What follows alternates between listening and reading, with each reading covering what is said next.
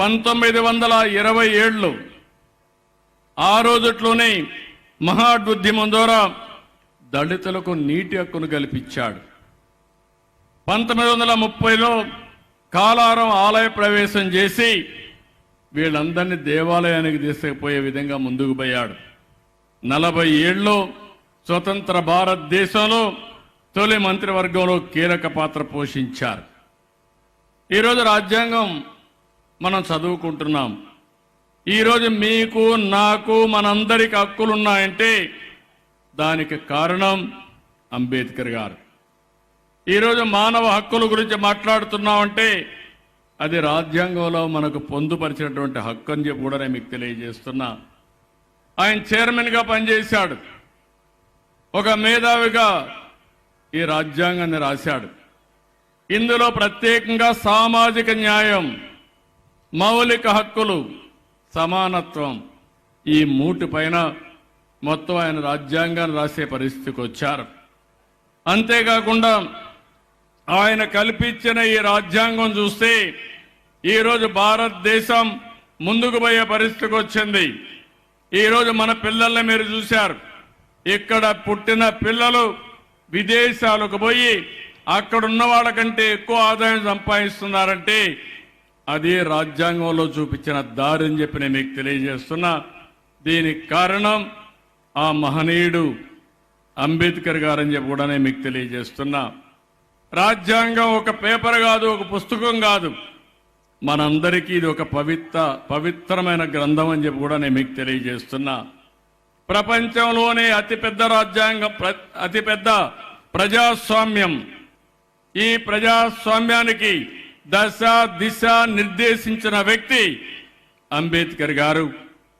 ఆయన ఏ ఒక్కరి వ్యక్తి కాదు, ఏ వర్గానికో ప్రతినిధి కాదు. ఆయన అందరి వాడు, మనందరి ఆస్తి, దేశ సంపద అని చెప్పి కూడా నేను మీకు తెలియజేస్తున్నా. ఎప్పుడు కూడా తెలుగుదేశం పార్టీకి మన నాయకుడు ఎన్టీ రామారావు గారికి అంబేద్కర్ గారంటే అమితమైన గౌరవం. అందుకే మీరందరూ ఒకసారి చూస్తే నేషనల్ ఫ్రంట్లో ఎన్టీ రామారావు గారు కన్వీనర్గా ఉండి, చైర్మన్గా ఉండి, విపి సింగ్ ప్రధానమంత్రిగా ఉన్నప్పుడు 1990లో భారతరత్న ఇచ్చిన ఘనత ఆనాటి నేషనల్ ఫ్రంట్ గవర్నమెంట్కి దక్కింది. ఆయన్ని గుర్తించిన ఘనత ఎన్టీ రామారావు గారిది. అదే మరి ఎప్పుడు కూడా తెలుగుదేశం పార్టీ దళితులకు అండగా ఉంటుంది, గుర్తింపిచ్చిన పార్టీ. తొలిసారి లోకసభలో జిఎంసి బాలయోగిని స్పీకర్గా చేసిన పార్టీ తెలుగుదేశం పార్టీ. అదే మరి అసెంబ్లీలో ప్రతిభా భారతిని తొలిసారి స్పీకర్గా చేసిన పార్టీ తెలుగుదేశం పార్టీ. రాష్ట్రపతిగా కేఆర్ నారాయణ గారికి మద్దతు ఇచ్చాం. అలాంటి మంచి వ్యక్తిని తీసుకొచ్చి ఆ రోజు ముందుకు తీసుకుపోయిన పార్టీ తెలుగుదేశం పార్టీ అని చెప్పి కూడా నేను మీకు తెలియజేస్తున్నా. ఈరోజు మనందరం కూర్చొని మాట్లాడుతున్నాం. నేను ఇప్పుడే అంబేద్కర్ గారి స్టాచ్యూకు నివాళులర్పించి నేరుగా ఒక దళిత కుటుంబం దగ్గరికి వెళ్ళాను. ఆ కుటుంబంలో కూర్చొని నేను మాట్లాడాను. ఆ కుటుంబంలో మీరు చూస్తే తల్లిదండ్రులకు 3 పిల్లలు. ఆ 3లో 2కి పెళ్లిళ్ళైనాయి. ఒకరికి కొద్దిగా వినికిడి తక్కువ ఉంది కాబట్టి ఆయన ఇంకా పెళ్లి చేసుకోలేదు. కానీ వాళ్ళిద్దరికీ 2 పిల్లలు ఉన్నారు. అంటే మొత్తం కలిసి మీరు చూస్తే 3 కుటుంబాలు, వాళ్ళ తల్లి కూడా ఉంది. అందరూ కలిసి 2 రూములు, చిన్న రూములు ఉంటాయి, రేకులు వేసుకున్నారు. వాళ్ళు చేసే పని చూస్తే ఒకరు కార్పెంటర్గా పనిచేస్తారు, అశోక్ కుమార్ అని. ఇంకొక అతను మెకానిక్గా పనిచేస్తాడు. ఆ మెకానిక్ కూడా షెడ్ కూడా లేదు, సామగ్రి కూడా సరిగా లేదు. అదే మరి కార్పెంటర్ కూడా సామగ్రి కూడా సరిగా లేదు. ఈ కుటుంబాన్ని మీరు చూసినప్పుడు వాళ్ళకు కూడా ఒక ఆస్పిరేషన్స్ ఉన్నాయి, కోరికలు ఉన్నాయి. కానీ వాళ్ళు చూస్తే చాలా, ఆ ఇల్లు చూసినప్పుడు నాకు చాలా బాధేస్తుంది. ఆ ఇంట్లోనే దగ్గర 4 చిన్నపిల్లలు, 6 మంది పెద్దవాళ్ళు, మొత్తం 10 మంది ఉండే పరిస్థితి వస్తూ ఉంది. నేను అందుకే వారికి ఒక దారి చూపించడానికి నేనేదో ఇక్కడుండి మాట్లాడితే అర్థం కాదు. క్షేత్రస్థాయికి వెళ్ళి వాళ్ళ ఇంటికి వెళ్ళి నేరుగా చూస్తే వాళ్ళ పరిస్థితులు అర్థమవుతాయి. దాని ద్వారా వాళ్ళ కుటుంబానికి న్యాయం చేయాలనే ఉద్దేశంతో ఆ ఇంటికి వెళ్ళారు. అలాంటి పరిస్థితిలో పుట్టిన ఆలోచనే ఈరోజు P4 అనేది ఏదో ఆలోచన కాదు. ఈరోజు మనం అంబేద్కర్ గారిని చూస్తున్నాం. నేను ఆ విషయం కూడా మీకు ఒక్కసారి చెప్తాను. ఈరోజు మీరు చూస్తే నేను ముఖ్యమంత్రి అయినప్పుడు 2003లో ఎస్సీ కమిషన్ ఏర్పాటు చేశాం. ఎస్సీ ఎస్టీలపై వేధింపులు ఉండేటివి. ఆ రోజుట్లో మీరు చూస్తే 2 గ్లాసుల సిద్ధాంతం, టీ బంకుకు పోతే ఎస్సీలకు వేరే గ్లాసు పెట్టేవాళ్ళు. ఆ గ్లాసు వాళ్లే కడుక్కోవాలి, ఆ గ్లాసులోనే టీ తాగాలి. ఇంకో పక్క దేవాలయాల్లో ప్రవేశం లేదు కొన్ని ప్రాంతాల్లో. ఇంకో పక్కన ఎక్కడ చూసినా ఒక బోర్ ఉంటే ఆ బోర్లో నీళ్లు కూడా ఎస్సీలు తీసుకోవడానికి వీలు లేదు. ఊర్లోకి వస్తే చెప్పులేసుకొని నడవడానికి వీలు లేదు. అప్పుడు నేను ఆలోచించి జస్టిస్ పున్నయ్య కమిషన్ వేశాను. ఆయన రికమెండేషన్లు ఇచ్చాడు. ఒక 2000 పేజీల రికమెండేషన్లు ఇచ్చాడు. అందులో 23 జీవోలు ఇచ్చాను, 2 మెమోలు ఇచ్చాను.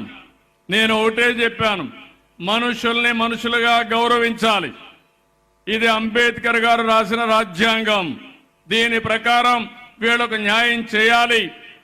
ఈ రోజటి నుంచి ఏ ఊర్లో కూడా వివక్షత చూపిస్తే వాళ్ళ మీద చర్యలు తీసుకుంటారని చెప్పి చర్యలు తీసుకొని ఏ గ్రామంలో కూడా వివక్షత లేకుండా చేశామంటే అది తెలుగుదేశం పార్టీ చూపించిన దారిని మరొకసారి మీ అందరికీ విజ్ఞప్తి చేస్తున్నా. ప్రతి నెల మీటింగులు పెట్టాం. గ్రామాల్లో అధికార యంత్రాంగాన్ని పంపించాం, ఎస్ఐని పంపించాం, తహసీల్దార్ని పంపించాం, కలెక్టర్ని వెళ్ళమన్నాను. ఎక్కడ కూడా దాడులు చేయడానికి వీలు లేదు. దళితుల హక్కులు కాపాడమని ఆదేశాలు ఇచ్చాను. అలాంటి చేసిన తర్వాత ఈరోజు నాకు ఎక్కడా కంప్లైంటే రావడం లేదు.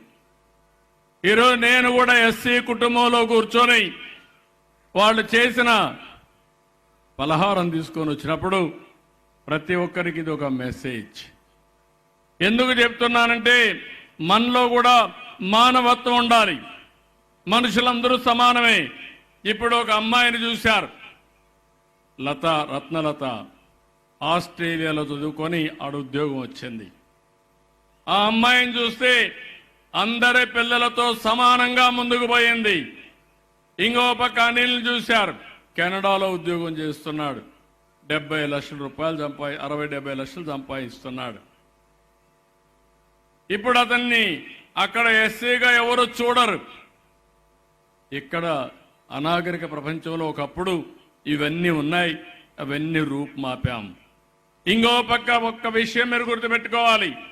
ఇప్పుడే మా మంత్రి గారు చెప్పారు, మొన్న ఇంటర్మీడియట్ రిజల్ట్స్ వస్తే 94% రిజల్ట్స్ వచ్చింది సోషల్ వెల్ఫేర్ హాస్టల్స్ నుంచి, రెసిడెన్షియల్ స్కూల్స్ నుంచి. అంటే దీని ఉద్దేశం ఏంటి? ఎస్సీ పిల్లల్లో తెలివితేటలు ఉన్నాయా లేదా అని మిమ్మల్ని అడుగుతున్నా. ఇలాంటి పిల్లల్ని చదివించాలని నిర్ణయం చేసింది ఎన్టీ రామారావు గారు చేశారు. రెసిడెన్షియల్ స్కూల్స్ పెట్టారు. వీళ్ళు మట్టిలో మాణిక్యాలు. ఈ పిల్లల్ని బాగా చదివిస్తే ప్రపంచాన్ని శాసిస్తారనే ఉద్దేశంతో రెసిడెన్షియల్ స్కూల్స్ పెట్టారు. నేను కూడా ఆలోచిస్తున్నా, అనేక ప్రయత్నాలు చేశా. మళ్ళీ మీ అందరికి హామీ ఇస్తున్నాను, భవిష్యత్తులో ఎస్సీ పిల్లల